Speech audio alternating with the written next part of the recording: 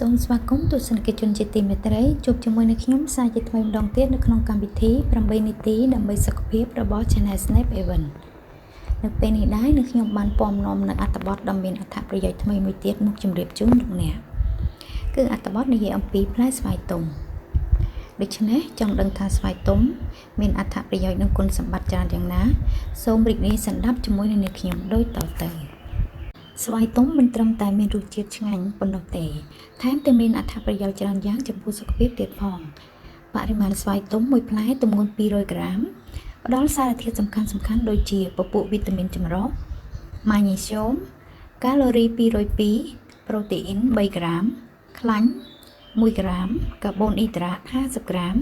ជាតិសរសៃ5ក្រាមនិងជាតិស្ករ45ក្រាមខាងក្រោមនេះគឺជាអត្ថប្រយោជន៍សំខាន់ៗរបស់ស្វាយទុំអត្ថប្រយោជន៍ទី1ជួយគ្រប់គ្រងកម្រិតកូលេស្តេរ៉ុលស្វាយទុំក៏មានមុខងារជួយគ្រប់គ្រងកម្រិតកូលេស្តេរ៉ុលក្នុងឈាមបានល្អផងដែរព្រោះវីតាមីន C នៅក្នុងស្វាយទុំមានដល់ទៅ45ក្រាមក្នុងបរិមាណស្វាយទុំ100ក្រាមហេតុនេះហើយវាអាចជួយសម្រួលដល់ចរន្តឈាមឲ្យដំណើរការបានស្រួលដោយកាត់បន្ថយកម្រិតកូលេស្តេរ៉ុលអាក្រក់ចេញពីឈាមលើសពីនេះទៀតការថយចុះកម្រិតកូលេស្តេរ៉ុលក្នុងឈាមក៏ជាផ្នែកអាចជួយកាត់បន្ថយពីជំងឺគ្រោះថ្នាក់សរសៃឈាមខួរក្បាលបានផងដែរ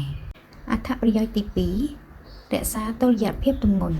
ស្វាយទុំអាចជួយរក្សាតុល្យភាពទម្ងន់បានល្អ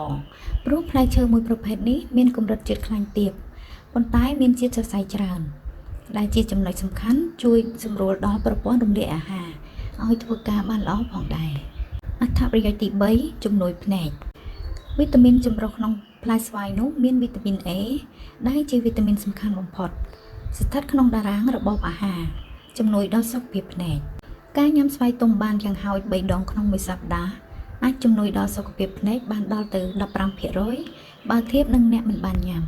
អត្ថប្រយោជន៍ទី4ជំនួយសុខភាពស្បែកវីតាមីន C នៅក្នុងស្វាយទុំក៏អាចជួយចិញ្ចឹមស្បែកឲ្យមានសុខភាពល្អពិសេសវាមានមុខងារសំខាន់ជួយបង្កើត collagen នៅក្នុងស្បែកជួយឲ្យស្បែកមានសំណើមនិងភ្លឺថ្លា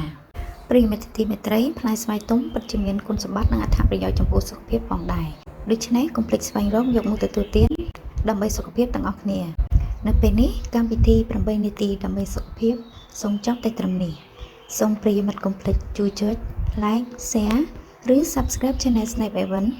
ដើម្បីទទួលបាននូវអត្ថប្រយោជន៍ថ្មីៗជាបន្តទៀតនៅពេលនេះខ្ញុំសូមអរគុណសូមគោរពលា